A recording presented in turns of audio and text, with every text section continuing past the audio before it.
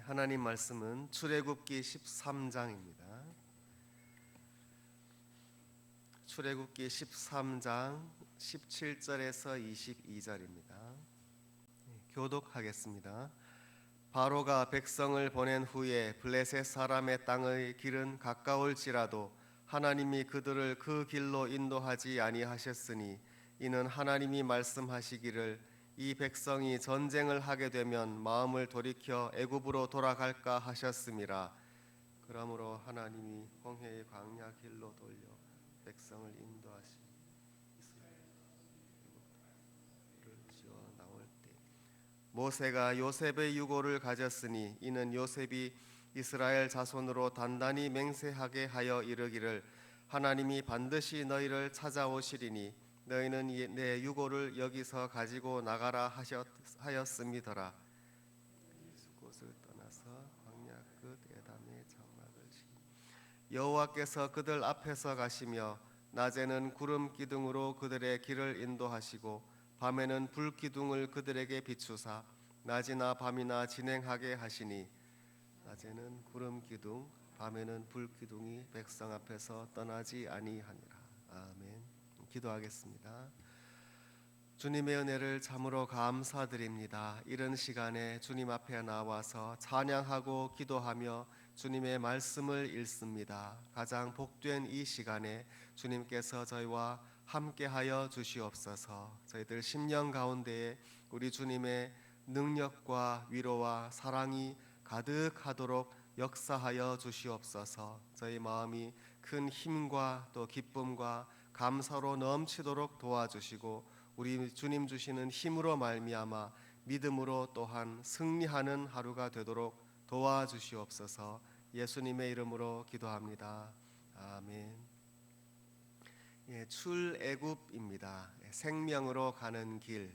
이스라엘 자손이 드디어 종되었던 애굽에서 나아가서 하나님이 인도하시는 땅으로 가게 될 것입니다. 이제 그 길을 떠나서 출발하고 있습니다. 그 이전의 삶이 어찌 되었던 그들이 정들었던 땅을 떠나는 길이니 그들의 마음속에는 여러 가지 감정이 교차했을 것입니다. 그들에게는 사실 애굽이 고향이라고 할 수 있습니다. 애굽에서 태어났고 평생을 자라났습니다. 그리고 이제는 그 땅을 떠나야 합니다. 비록 고된 종살이였지만 그곳이 익숙하고 또 어떤 의미로는 또 편했습니다. 나중에 광야에서 또 힘든 일을 살고 또 음식이 험하고 할 때에 애굽을 그리워했던 사람들입니다. 그때가 더 좋았다. 물론 좋은 것은 아니지만 그만큼 자기들이 편하고 익숙했던 땅을 이제는 떠나서 처음 보는 광야로 나아가게 됩니다. 전혀 앞길을 알지 못합니다. 어디로 가야 될지, 그 길로 나가면은 어떤 지형과 어떤 환경이 기다리고 있을지 전혀 모르고 나아가는 길입니다. 오직 하나님께서 인도하심을 바라보고 믿고 나아가는 것이지요. 그리고 그들을 인도하는 또 모세와 아론을 따라서 믿음으로 나아가는 발걸음이 되겠습니다. 17절의 말씀에 바로가 백성을 보낸 후에 블레셋 사람의 땅의 길은 가까울지라도 라고 되어 있습니다. 블레셋 사람의 길은 애굽에서 바로 해변을 따라서 그 가나안 땅으로 바닷가를 따라서 쭉 북쪽으로 올라가는 길입니다. 사실 그 길이 더 편합니다. 거기로 지금으로 말하자면 하이웨이가 나 있는 셈이고 애굽에서 군사 출정을 한다든지 또는 무역을 하기 위해서 무역상들이 애굽과 가나안 땅을 또는 저 더 북쪽으로 오고 갈 때에 사용하는 주된 길이 해변길입니다. 바닷가를 따라 쭉 올라가는 길인데 그렇게 올라가면은 더 빠르고 편한 길일 수는 있겠으나 그 길로 가면 전쟁의 길이다. 하나님께서 말씀하시기를 이 백성이 전쟁을 하게 되면 마음을 돌이켜 애굽으로 돌아갈까 하셨습니다. 그 당시에 이 지역에서 전쟁이 블레셋 사람들의 땅인데 전쟁이 있었을 수도 있고 그것이 아니더라도 만약에 이스라엘 자손이 지금 그 해변 길을 따라 블레셋 사람의 도시를 통과해서 가나안으로 들어가게 되면 필연적으로 전쟁을 하게 됩니다. 아직까지 이 백성이 그 준비가 되지 않은 것입니다. 하나님께서는 그러므로 그 빠르고 또 넓은 길로 인도하신 것이 아니라 잘 아시는 것처럼 빙 돌아서 인도하십니다. 북동쪽으로 쭉 가서 그 요단강 건너편 동쪽으로 그 모압 땅으로 인도하신 다음에 요단강을 통해서 서로 건너게 하시죠. 이게 좀 삥 도는 길입니다. 그리고 대개 군사적으로나 경제적으로도 그렇게 가는 길은 거의 없습니다. 왜냐하면 일단 그 당시에 고속도로가 애굽에서 저 북쪽 또 다메섹까지 아람까지 가는 그 직선 도로를 이용하는 그 통로이지 사실상 가나안 자체를 목적으로 하는 길이 그 당시에 그렇게 많지가 않고 가나안으로 가더라도 이렇게 모압을 통해서 요단강 동쪽에서 요단강을 건너는 그런 그 경로를 택하는 길이 잘 없는데 하나님이 그렇게 인도하시게 됩니다. 멀고 돌아갈지라도 그것이 하나님의 길이었습니다. 그런데 하나님께서는 이 백성이 전쟁을 하게 되면 아직까지 준비가 되어 있지 않았다는 것을 주님은 말씀을 하십니다. 장차 이스라엘 사람들이 하나님의 군대가 될 것입니다. 그리고 모세의 인도하에서 또 여호수아의 지도하에서 전쟁을 하는 하나님의 군대로 거듭날 것입니다. 하나님의 계획이고 주님께서 광야에서 훈련시키실 것입니다. 다만 아직까지는 그 때가 되지 않은 것이지요. 이제 갓 애굽에서 노예 생활에서 나왔으니 이제 훈련이 시작된 것입니다. 교회는 전투하는 교회다라는 표현이 있습니다. 전투하는 교회, 그리고 하나님의 백성은 하나님의 군대라 말할 수 있습니다.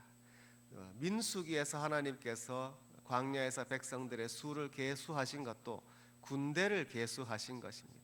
사도 바울도 우리들은 군사로 모집을 받았다 하는 그런 말씀을 하지 않습니까? 그러므로 우리들이 이 세상에서 하나님의 군대로 부름을 받았다, 모집받았다 하는 그 사실을 우리들이 늘 생각할 필요가 있겠습니다. 이 시간에 잠시 몇 가지를 생각해 본다면 우리가 하나님의 군대다 하는 것은 무엇보다도 우리들은 하나님께 충성한다, 하나님께 헌신한다는 의미가 있습니다.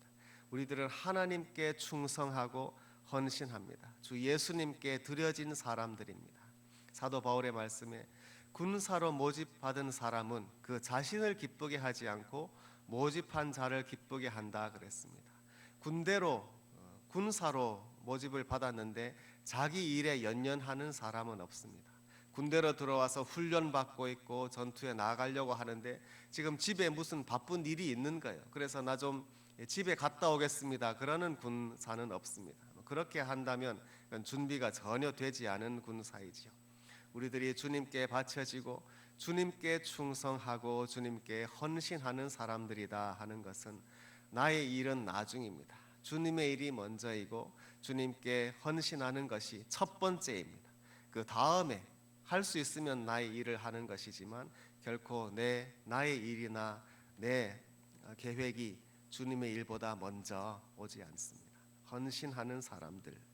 또 하나님께서 우리를 군대로 부르신다 하는 것은 분명히 우리들에게 맡겨진 전투가 있습니다. 영적인 싸움을 싸워야 합니다. 전쟁인 것이죠. 이 이스라엘 자손들도 전쟁을 하게 되면 하나님께서 말씀을 하셨는데 분명히 전투가 있습니다. 그것은 무슨 다른 사람을 향한 전투가 아닙니다. 이 세상의 다른 눈에 보이는 권세를 향한 전투가 아니라 영적인 전투입니다. 그러나 분명히 이 전투로 우리들은 부름을 받았고 싸워야 합니다. 이 세상에도 지금도 예수님 믿지 않는 사람들이 얼마나 많은지 모릅니다. 영적인 권세가 그들을 잡고 있습니다. 무엇보다 우리들은 이 세상에 예수님 복음 전하는 것이 먼저입니다. 예수님 믿지 않는 사람들을 예수님 믿게 하는 것, 우리가 할 수 있는 데까지 예수님을 믿도록 인도하는 것이 우리들의 첫 번째 할 일입니다.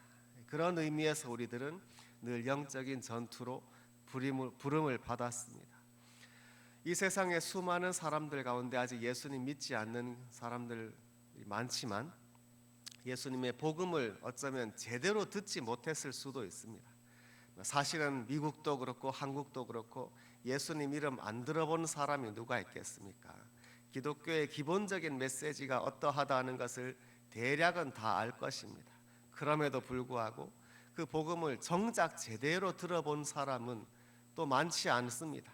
대략 아는 것이죠. 그렇지만 자기들의 상식을 통해서 자기들 그런 이해하는 대로 아는 것이지, 정말로 예수님의 복음, 이 세상이 어떻게 하나님을 떠나서 죄 가운데 있고 예수님만이 우리들의 구원자가 되시고 죽으시고 부활하셨다는 복음, 그리고 이 예수님을 믿어서 하나님의 자녀가 되고 영생을 얻는다는 이 복음을 어쩌면 찬찬히 마음을 열고 좀 차분하게 설명을 들으면 그 마음을 열 사람들도 많이 있을 것입니다. 그런데 아직까지 그런 기회가 없어서 안 믿은 사람들도 얼마나 많은지 모릅니다. 그러나 또 한편 아무리 설명을 잘 들었다고 해서 또 다 믿게 되는 것은 또 아닙니다.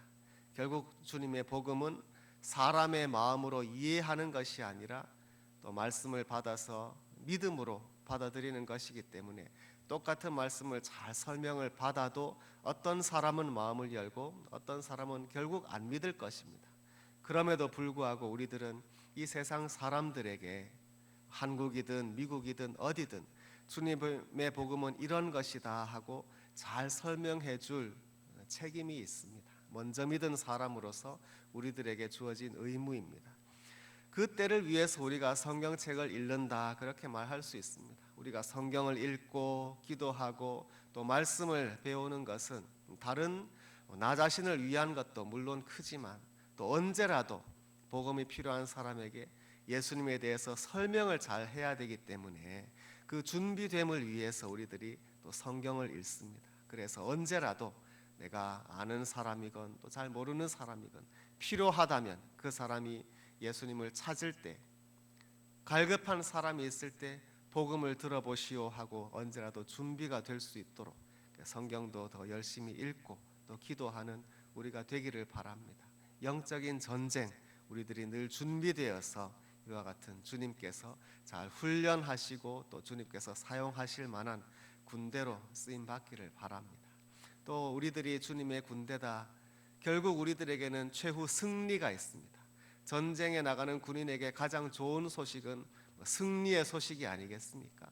그런데 우리에게는 이 승리가 이미 주어져 있습니다. 최후 승리는 우리의 것입니다. 그 영광도 우리의 것입니다. 전쟁에서 끝까지 충성한 사람에게는 군사에게 가장 영광된 상이 있습니다. 그 영광이 우리의 것입니다. 칭찬이 우리의 것입니다. 세상에서는 비록 상하고 또 힘들지라도 그 마지막 영광은 이미 약속되었기에 우리들이 그것을 믿고 나아갈 수 있습니다. 사실 군인에게 그보다 큰 보상이 어디에 있겠습니까? 그러므로 우리들은 하나님께서 우리를 군대로 불러주시고 훈련시키시고 사용하실 때에 주님께서 우리에게 반드시 주시는 그 영광스러운 주님의 보상, 주님의 상, 면류관을 받았다고 이미 믿을 수가 있지요. 그리고 이 믿음으로 나아갈 수 있습니다. 우리들이 주님의 부름받은 군대로서 주님께 쓰임받는 사람들이 다 되기를 바랍니다. 19절의 말씀에 보면 모세가 요셉의 유고를 가졌습니다. 요셉이 가장 먼저 애굽으로 내려왔습니다. 그리고 요셉 덕분에 온 야곱의 가정 그리고 이스라엘 자손이 기근을 살아남고 애굽에서 큰 민족이 되었습니다. 그러나 애굽에서 영영 살 것이 아니지요. 요셉이 그 자손들에게 신신당부했습니다. 반드시 하나님께서 돌보실 것이고 하나님께서 우리 민족을 다시 본향으로 돌아가도록 하실 터인데 그때에 나의 유고를 꼭 들고 돌아가라. 그래서 내가 하나님 주시는 그 본향에서 영원히 안식하도록 해달라, 그렇게 당부를 했습니다. 요셉은 알았습니다. 지금 애굽에서 아무리 삶이 편하고 정착이 되었을지라도 여기는 나의 본향이 아니라 내가 영원히 안식할 곳은 하나님의 땅, 나의 본향은 그곳이라는 것을 끝까지 잊지 않은 것이지요. 우리들도 그렇습니다. 이 세상은 내 집이 아니고요. 이 세상에서 아무리 좋고 편할지라도 이곳은 나그네 된 곳입니다. 우리들이 영원한 안식은 하늘나라입니다. 그러므로 우리들은 이 땅이 아니라 하나님께서 우리에게 영원한 안식을 주시는 그 본향, 그 나라를 사모하면서 그곳의 정착, 영원한 정착을 바라보며 사는 사람들입니다. 요셉은 그래서 내가 이 땅에서 있을 것이 아니라 내가 영원히 있을 곳은 가나안 땅. 그러나 사실 요셉이 그 뼈가 어느 곳에 있든 요셉 본인에게 얼마나 큰 영향이 있겠습니까? 요셉은 천국에서 안식을 누리고 있으면 되지요. 천국에서 영원한 안식을 누리는 요셉에게 사실 이 땅에 남은 뼈가 어디에 있든지 요셉에게 사실 큰 지장이 있을 것이 없습니다. 요셉의 유고를 옮겼다는 것은 사실은 그 자손들에게 주시는 그 교훈이 더 많습니다. 그 자손들이 보고 배우라, 이 의미가 더 크다고 할 수 있습니다. 그 요셉의 또 이스라엘의 자손들이 그 유고를 옮기면서 무슨 교훈을 받겠습니까? 우리의 조상 요셉이 이 땅에서 이제 400년 가까이 이 유골이 땅에 있었지만 그것이 아니라 정말로 우리들이 갈 곳은 하나님의 인도하시는 하나님의 땅이라는 것이죠. 요셉을 본받아서 우리들도 이 땅이 아니라 나그네 된 이 땅에서 영원히 있을 것이 아니라 참된 본향, 영원한 안식을 향해서 사는 삶이 되어야 되겠다 하는 교훈을 자손들도 받았을 것입니다. 요셉은 유골이 되었어도 자손들에게 하나님의 은혜를 가르쳤습니다. 유골이 증거했습니다. 교회들에 보시면은 미국 교회들에는 그 앞에 뜰에 무덤이 있는 경우가 많지 않습니까? 우리 교회는 그렇지 않은데 그 보면은 교회당 건물이 있고 옆에 잔디밭에 묘비들이 많이 있습니다. 그 자손들은 참 교훈을 많이 받을 것입니다. 우리 조상들, 부모, 조부모님들이 이 교회에서 신앙생활을 평생 하시다가 이제는 저와 같이 잠들어 계시고 영생안식 누리고 계시는데 늘 주일마다 또 때마다 가서 그 무덤을 보면서 또 마음속에 위로를 받지 않겠습니까? 그리고 이것이 또한 나의 미래도 될 것이다, 이런 생각들을 할 것입니다. 우리 교회는 그런 것은 없지만 우리 교회당도 이곳저곳 구석을 보면은 이곳에서 오래전에 신앙생활 하셨던 분들의 이름을 볼 수 있습니다. 그분들이 이제는 천국에 들어가시고 그 가족이나 자손들이 우리 사랑하는 어머니 아버지를 기리면서 이름을 새기고 했던 것들을 우리들이 볼 수가 있습니다. 그분들은 이미 이제 잠들어 계시고 육신은 잠드시고 하나님 앞에서 영생 누리고 계시지만 우리들에게 죽어서도 증거하고 교훈하시는 분들입니다. 독일의 개혁파 교회에 콜브리게라는 목사님이 계셨습니다. 이분이 골고다의 예수님에 대해서 설교하시면서 하신 대목이 이렇습니다. 골고다란 해골이라는 뜻이잖아요. 그 해골 언덕 위에서 예수님 십자가를 지셨습니다. 예수님의 흘리신 피가 그 해골 위로 흘러내렸습니다. 이 대목에 대해서 설교하시면서 이 콜브리게 목사님이라는 분이 이렇게 말했습니다. 언젠가 내가 죽어서 땅에 묻혀서 해골이 될 것입니다. 그런데 혹시 후손들 가운데 누군가가 나의 유골을 발견한다면 나의 그 해골이 그 사람에게 주님의 복음을 증거할 것입니다. 이렇게 말했습니다. 나는 육신이 해골이 되어도 주 복음을 전하겠다는 것입니다. 누군가가 나의 그 유골을 본다면 지금 나의 눈은 보지 못합니다. 유골이니까. 지금 나의 귀는 듣지 못합니다. 나의 혀는 말하지 못합니다. 그러나 지금 나는 하나님 앞에 있습니다. 예수님 앞에서 영생 영광을 누리고 있습니다. 지금 나는 나의 참된 영적인 눈은 하나님 아버지를 직접 보고 있습니다. 나의 귀는 우리 주 예수님의 그 은혜로우신 말씀을 늘 듣고 있습니다.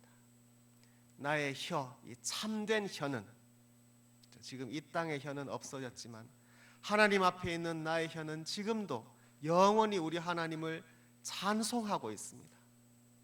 이 나를 보면서 나의 해골을 보고 있는 당신도 예수님을 믿으십시오 하고 나는 죽어서도 복음을 전할 것입니다. 이렇게 말했습니다.